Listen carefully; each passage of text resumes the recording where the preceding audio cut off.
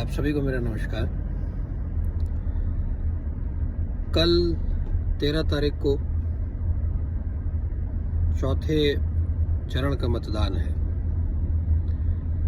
और सबसे पहला निवेदन तो यही है कि आप सब सुबह सुबह गर्मी से बचने के लिए भी जितना जल्दी हो सके जाके पहले अपना मतदान कर दें।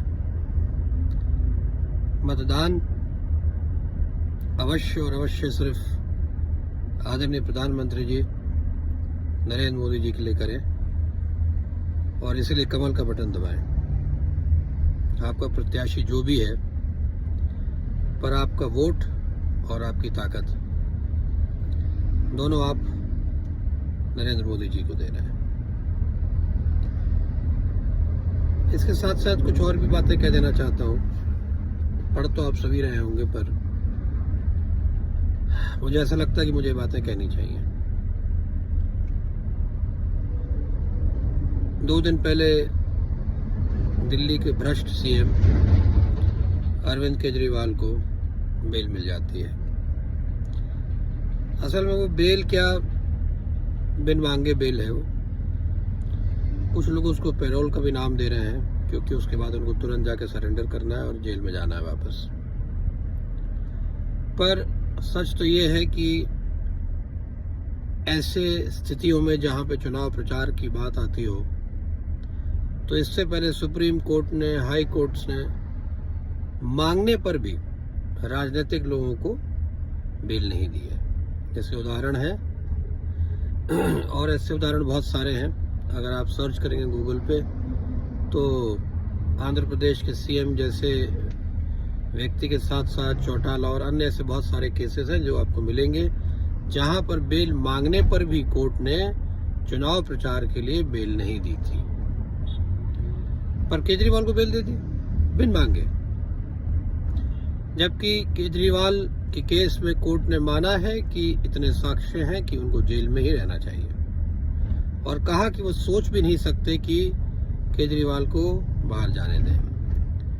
और इसमें उन्होंने शर्त रखी कि वो केस से संबंधित किसी भी व्यक्ति से या कोर्ट से जो उनको राहत मिली उसको दुरुपयोग नहीं करेंगे और कभी भी किसी भी कीमत पे सचिवालय या सीएम ऑफिस भी नहीं जाएंगे। पर सबसे पहले उन्होंने संजय सिंह को गले लगाया और कोर्ट के आदेश की धज्जियां उड़ा दी, और सुप्रीम कोर्ट देख रहा है। ये बात सिर्फ एक चीज स्पष्ट करती है कि कहीं ना कहीं कुछ ऐसी ताकतों का इन्वॉल्वमेंट है। एक ऐसा दौर है ये जहाँ पे कुछ ताकतें जो बाहर की हैं, विदेशी ताकतें हैं, और इस बारे में इसलिए भी ज़्यादा कहने की ज़रूरत नहीं कि क्योंकि केजरीवाल के मामले में सबको पता है कि उसके पीछे बड़ी विदेशी ताकतों का हाथ है। तो ऐसा लगता है कि सुप्रीम कोर्ट बिक गया है। खैर, उधर कांग्रेसी इंटेलेक्चुअल राहुल गांधी जी अपनी यात्रा पे हैं और लोगों को बता ही रहे हैं कि जनसंख्या के आधार और धर्म और जाति के आधार पर वो सर्वे करेंगे। अगर आप 50% है जनसंख्या में और आपके पास 2% धन है, जितना धन अभी देश में है अन्य लोगों के पास, तो बाकी लोगों से वो धन संपत्ति लेकर जो 50% वाले हैं पर 2% धन है उनके पास, उनको बाकी धन बांट दिया जाएगा।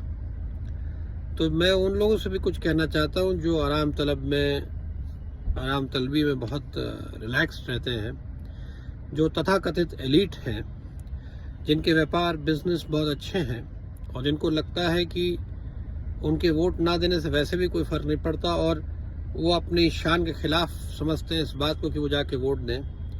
तो याद रखिएगा कि आप कांग्रेस के रडार पर सबसे पहले व्यक्ति हैं, क्योंकि आपका धन, आपकी संपत्ति, आपका जो कुछ भी है, ये सब लोग आपसे छीन कर उन लोगों में बांट देंगे, और नहीं बांटेंगे तो इतनी शक्ति दे देंगे कि हर चौराहे पर आपको लूटा जाएगा, आपको मारा जाएगा, और जो आपका धन है वो आपसे छीना जाएगा। तो कांग्रेस का दिवालियापन, उनकी जो मति भ्रष्ट हो चुकी है, उसको ध्यान से देखें, क्योंकि राहुल गांधी पूर्ण रूपेण इस वक्त वामपंथियों के शिकंजे में है और वो सारी बातें वही कर रहे हैं जो वामपंथी करते आते हैं। आज बहुत सारे देशों में वामपंथियों ने ये सब बातें करी हैं, इसका प्रयास किया है और अंत में हुआ ये कि वो सारे देश नष्ट हो गए।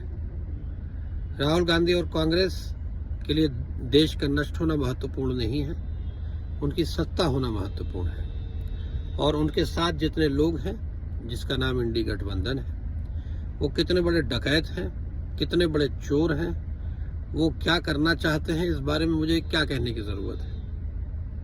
और वो लोग इस देश का क्या हशर करेंगे, ये सब आप जानते हैं। नरेंद्र मोदी इस देश को उस ऊंचाइयों पर ले जाके खड़ा करना चाहते हैं जहां पे ये देश इन ठगों से, इन डकैतों से बच निकलकर खड़ा हो जाए। पर इसमें आपके साथ मेरा कुछ नहीं हो सकता है।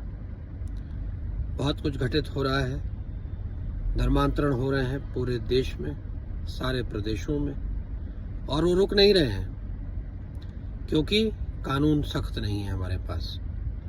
नरेंद्र मोदी, भारतीय जनता पार्टी को आपको 400 सीटों से अधिक दिलानी है जिससे ये सारे कानून बन सकें और जो हो रहा है हिंदुओं के साथ, हम सनातन धर्मियों के साथ, वो रुक सके। पर इसके लिए कड़े कदम और कड़े कानून चाहिए और वो जब तक आप साथ नहीं देंगे, जब तक आप 400 पार नहीं करवाएंगे, तब तक ये नहीं संभव होगा। इसलिए मेरा निवेदन है कि जाइए, उठिए, कल आप जहां भी रहते हो, जो भी हो, सबसे पहले जाके नरेंद्र मोदी को वोट दीजिए और उनको शक्ति दीजिए कि इस देश को आगे ले जा सकें। इन दहशतगर्दों, इन डकैतों से, ये आक्रांताओं से, ये आतंक परस्तों से, यही मेरा आपसे निवेदन है। आप सबको मेरा प्रणाम। जय श्री राम। अब की बार 400 पार।